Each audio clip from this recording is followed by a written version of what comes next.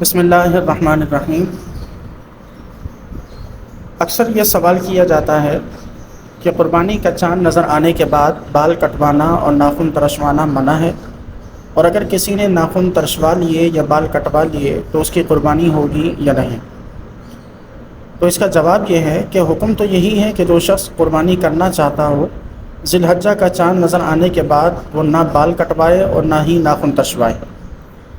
حدیث مبارک میں ہے، حضرت ام سلمہ رضی اللہ تعالیٰ عنہا سے مروی ہے،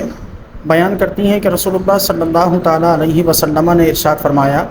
جو تم میں سے ذی الحجہ کا چاند دیکھے اور اس کا قربانی کرنے کا ارادہ ہو تو وہ نہ تو بال کٹوائے اور نہ ہی ناخن۔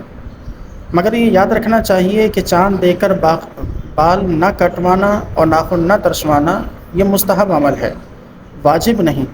لہٰذا اگر کسی نے بال کٹوا لیے یا ناخن ترشوا لیے تو مستحب کے خلاف ضرور عمل کیا، لیکن اس کی قربانی میں کوئی کمی واقع نہیں ہوگی۔ اعلیٰ حضرت امام الشاہ احمد رضا خان فاضل بریلوی علیہ الرحمہ سے اسی قسم کا سوال کیا گیا تو آپ جواب میں تحریر فرماتے ہیں کہ یہ حکم صرف استحبابی ہے، کرے تو بہتر، نہ کرے تو کوئی مضائقہ نہیں، نہ اس کو حکم عدولی کہہ سکتے ہیں اور نہ قربانی میں نقص آنے کی کوئی وجہ۔ بلکہ اگر کسی شخص نے 31 دن سے کسی عذر کے سبب یا بلا عذر ناخن نہ تراشے ہوں، خط نہ بنوایا ہو